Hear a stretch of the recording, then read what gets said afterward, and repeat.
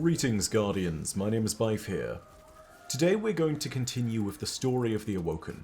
It's an exciting episode today. Mara and the crew of the Exodus Green are drifting towards what they thought was going to be their destiny, but in actuality would be their doom. As a quick side note, let me know down in the comments section below if you want separate playlists for these longer series of videos so that we can all keep track of them better. It's something that I think makes sense, especially for things such as the video series on Clovis Bray or this video series on the birth of the Awoken, but if it is one of these things that you guys in particular want, I will definitely do it. So again, just let me know down below in the comments. Anyway, today we're going to be jumping into the Cosmogaia chapters of the Mara Senna, and it's here that we're going to see the calamitous birth of the Awoken people and the reason why they're made from both light and dark. Our story begins with Cosmogaia 1, and it reads as follows. Exodus Green to unknown maneuvering object. Please squawk your transponder and ident, over. Another silent quarter hour passes in flight. No response comes from the transient contact 12.5 light minutes away. The ghost has stalked Yang Lewei for 18 hours now, closing in each time it appears, and Captain Alice Lee is wary of it. Other colony missions have vanished during their outward burns, victims of mishap or hostility, and because of those disappearances, Project Amrita did not hurl itself fearless into the void. Rather, they came armed to the molars. Let's give them a fright, she decides. Cut the main engine. The ship's AI executes the command, but a crew person confirms and calls the order back. Miko, aye aye. Launch a distributed antenna. Heat up the targeting radar for a full fusion-powered snapshot. We'll take their picture and see what we see. Captain, the comms officer calls, I've got something weird here. Is our phantom saying hello? No. It's a neutrino tight beam from Solcescent. They've declared a Kahe White emergency. The whole solar system is now under Warmind control. Com dismisses her sensorium, goes to her hard controls, as if she thinks this might be some kind of virtual prank. We're being conscripted. Alice smashes these ideas together in her head like a child banging rocks. They are so preposterous, so stupid that she cannot even begin to manipulate them coherently. We're what? We've been commissioned as an auxiliary warship. We are ordered to... Com swallows in disbelief. To kill our exit trajectory and assume heliocentric orbit. That comes with explicit instructions to suicide burn our engines until they are destroyed. Rasputin will transmit targeting coordinates so we can use our kinetic weapons as long-range artillery. We'll be recovered after the crisis is concluded. Details. What kind of crisis? It's a sky shock event, ma'am. That's a hostile extrasolar arrival. Captain Lee clamps the mask of command authority over her face. Transmit request for clarification. Belay the antenna, Captain? No. Scale it up. Add telescopes to the swarm. Give me a full system survey. I want to know what's going on back home. Alice Lee reaches out to call up a file, hesitates, and then selects the Project Amrita charter. We have a decision to make. The question that will be asked, the decision that will be made effectively, is going to revolve around a very simple question of allegiance. One of the allegiance of the crew to Earth. And in a certain way, this, strangely enough, will map out the future of the Awoken in one way or another. But of course, Yang Lewei is a large ship, and Mara is somewhere else. Mara and Aldwin, in fact, are kicking off in the vacuum of space, still attached to the ship. This is what happened to them now. Mara kicks off Yang Lewei's forward shield, aiming astern and inward, so she will cross the void to the ship's spine in a long, slow curve. Oh, come on, Aldwin says in delight as much as horror. You really do this all the time? All the time. Yang is a big ship, newer than the antique trucks used in the other Exodus missions. Project Amrita demanded the cutting edge of human science. It says that in the mission charter, which everyone's been rereading. The captain has called a vote. Should Yang Lewei turn home? What if the ship starts accelerating? Aldrin has already, of course, leapt after her. His envy yellow soft suit glows with gentle bioluminescence. We'd just fall forever. We'd fall into the stars. We're still on a solar escape trajectory. Yang would just outrun us. At least we'd still be going in the right direction. She doesn't think she's given anything away, but somehow he knows. Mara. He's looking up, frowning, his face bigger and brighter than the distant sun. You want to go back, don't you? You're going to vote to return. Mara thinks that if she looked him in the eye, he would see the truth, the turmoil, the half-formed yes. You don't have to tell me how. He swallows, the hitch in his voice. I've seen how bad it is. I've watched it long enough to know that it's not going to get better. They're gambling everything on the Traveler. We came out here to get away from it, to step off the easy path. Why would we go back? Because I asked us to leave, Mara thinks. Because something came out of deep space and killed the man next to me. And I saw the omen and I said we should go. And now, I feel like a coward. We might make a difference, she says. There are other ships. We'd be dead before we saved a single soul. He's right. She doesn't want him to be right, but he's right. She cannot withdraw into some silent place where she is above this choice. They drift in silence until Yang Lewei's silver stem rushes up to meet them. Mara spins, uncoils, and lands in a crouch. Aldwin comes down on his hands and springs up grinning, but the smile dies when he sees her expression. Oh, Mara. She's silent. We left everything behind, he says. And it turns out we did that for a very good reason. We don't owe those people our deaths. We don't owe them our dreams. I know, she says. I know. The Eva Guard channel pops into her sensorium. Everyone should get inside, Captain Lee calls. Our friend is closing in on us, and we need to maneuver.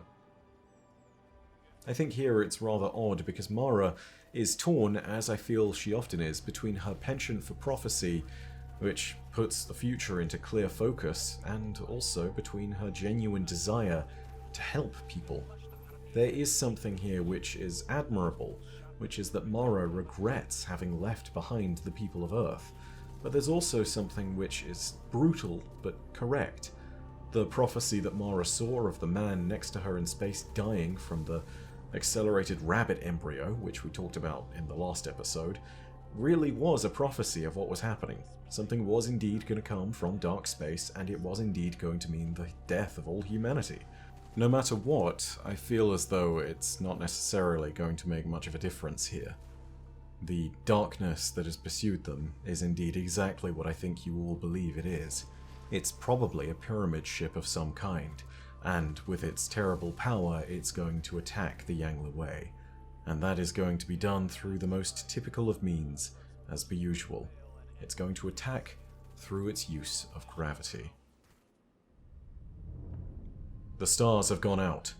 The universe blackened. A shroud of nothingness drawn over Yang Lewei. Its 40,000 sleeping passengers, its 900 crew, and maybe even the whole solar system. There is no way to know, because there is no way to see anything beyond the hull. The vacuum itself has become hostile to the propagation of light. Darkness surrounds them. The ship bucks on a storm sea as space-time ripples with gravity tides. "Report!"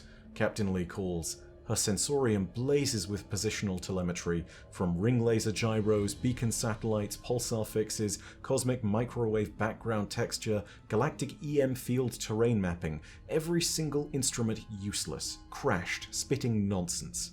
"Sound off by stations." "Fido," the flight dynamics officer calls. "Main engine on safe, thrusters firing erratically, attitude controls keep crashing to manual." "Guidance, I have no position, I cannot get a vector, we're moving but I can't tell how or where." "Inco, no external comms, internal networks are dropping in and out." An incredible sensation washes over Captain Lee, a rumble and a thrum down in her gut, in her marrow, in the lowest, basest elements of her body. It is the vibration, the sound of the very fabric of her being, scrunching up and stretching out. The distance between the atoms of her body collapses, then expands. The cycle repeats again and again. For a moment, she feels her fingertips and toes pulled away from her core, yanked by tidal forces. It feels like the lowest rumble of the biggest subwoofer ever built. It sounds like the deep voice of God whispering ASMR directly into her ear. It tingles, it thrills, and it leaves in its wake a subsonic tint of dread and anticipation. She shivers. "Gravity wave," she says. "Talk to me, Geode." The space-time geodesics officer looks like she's just been hand-delivered a Nobel. "This is amazing," she crows, fully aware that she and everyone else are about to die, but transported away from such temporal concerns by scientific rapture. "Can you feel that growl? We're experiencing high-frequency, high-altitude gravity waves, phaeton strikes, axions decaying through our hull, sterile neutrinos. It's all coming from a source at bearing 045 Mach 030 relative range highly variable." Another wave tears through Yangla Way. Everything in the ship simultaneously compresses and stretches as the gravity wave deforms the space-time metric. "Is it the Phantom?" Lee demands as her ship thrums subsonically. "Is that Phantom ship emitting these waves?" "I have no idea," Geode says, exultantly. "None of this makes any sense at all." "Wow!" Alice Lee has the distant sense that something ancient and malevolent is operating on them, a trillion-fingered hand reaching in to caress the very atoms of her being, setting protons a-spin, strumming nerves like guitar strings, a tongue with 10 billion slithering forks tasting the surface of their brains. The sense of imminent doom crescendos. She knows absolutely and utterly that what is about to happen to her and her crew is far worse than death. The darkness knows them now. The thing that has come to kill humanity has their taste. "Inco!" She clings to her restraint harness as the ship growls through another wave. Her bones creak as they stretch. "Last report on the Traveler. Any sign of intervention?" "It was at Earth, Captain, and there were high-yield weapons discharges all over the signal. Nothing else." "Understood." Well, she did not fly this far to look back and beg for salvation from an alien god. Pinned to the center of her sensorium is the blazing ledger of her crew's vote. We go onward. We do not turn home. Our fate lies ahead, not behind.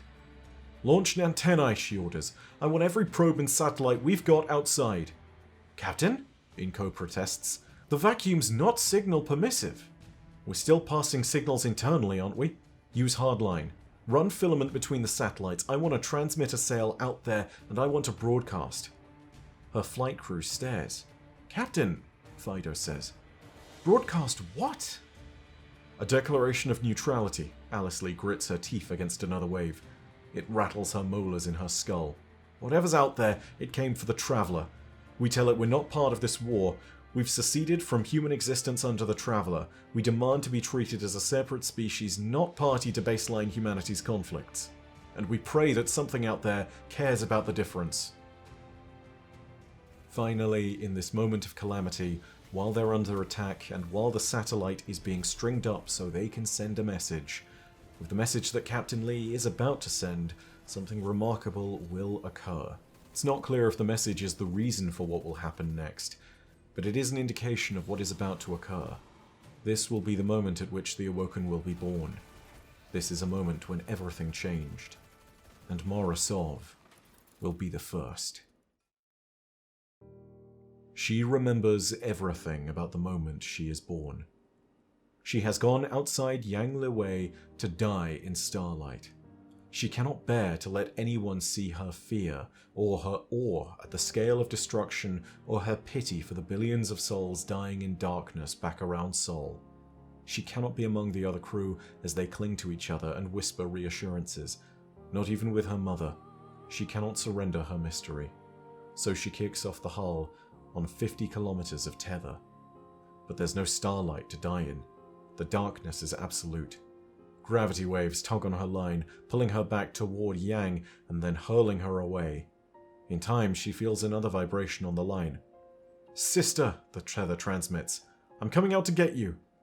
"Brother," she thinks. "You'll lose yourself trying to follow me." Captain Lee's voice breaks through the static, drawn out to a mumble and then compressed to a shriek. Spikes of hard radiation go through her words like bullets, spattering phonemes into eerie compression artifacts.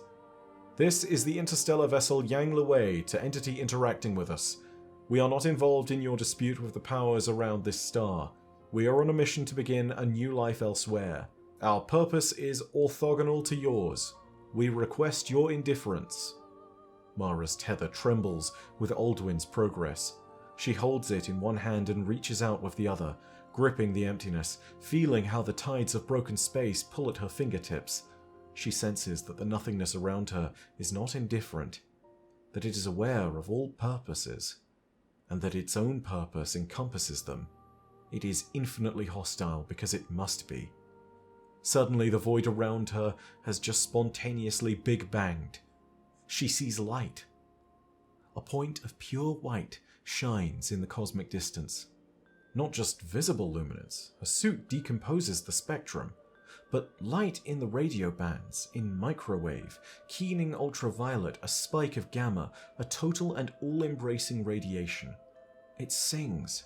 It chatters. It speaks in a voice older than suns. She feels that she could Fourier the voice for a century and never decompose it into its parts. It is awesome and appalling and piercingly true. Mara understands how those who die in radiation accidents must feel. A single flash of invisible power sears away all possible futures except one. She feels her soul itself being ionized, blasted into a higher energy state. The light pierces the darkness, not like sunrise, not like a wall or a flood, but a single crepuscular ray. A finger of radiance that reaches out through deepest night to touch her. It illuminates Mara, Aldwin, and Yang Lewei. It is not quite enough. It cannot vanquish the shadow. Thus, Mara finds herself drifting on the edge of the light and the darkness, on the dusk and dawn gradient between the two. She feels a contest, a battle fought, an equilibrium reached, not a truce, but an infinite limit, like an equation dividing by zero, a collision of two violent eternities. Mara queries Yang Lewei for telemetry, and her sensorium fills with the terrified scream of gravitational instruments. She howls too, a feral sound, ecstatic and lost, a wolf baying at the stars. She knows what's happening. Too much power has gathered here. The universe is appalled by the paradox. Nothing that has glimpsed this collision of infinitudes can be allowed to escape. The cosmos must censor its embarrassment. It must sequester the anomaly. The slope of warped space-time around them has become too steep, and now every path outward or forward bends back to the center where light and dark collide. The definition of future has become synonymous with the definition of inward. It's why it's called an event horizon. For an object within the horizon, the path of all future things that can be done or seen leads inevitably down to the center. All events lead inward. A singularity is forming around her. A Kugelblitz, a black hole created by the concentration of raw energy. "Mara!" Aldwin shouts. "Mara, you're too far out!" Mara thinks of her mother's face. She hears Osana say, "I can't watch over you like a mother would. I have to make my own choices now." She fires the detach command into the tether. Gravity seizes her. She falls forward in space and time, into the future, into the mystery. Yang Lewei is behind her. Aldwin is behind her. She wants to be the first. And so, in the grips of a singularity, from starlight and the dark, the Awoken were born. And Mara Sov would be the first. And she would remember everything about the day that she was born, for she still bears the scars. Next time we'll talk about the first moments of the Awoken Society's new existence and the establishment of the civilization that they would build within their new home. A home born inside the singularity of darkness and light. A home that would be known as the Distributory. But that's all from me for now. If you enjoyed this video, please go ahead and let me know by hitting like, and if you have your own thoughts, go ahead and leave them down below in the comments section. Of course, if you want more Destiny lore content, go ahead and hit subscribe, and the bell next to subscribe to turn on those email notifications. But as per usual, know that your viewership is quite enough for me, and that in the meantime, my name is Bife. Parodasia ad Astra. I'll see you, Starside.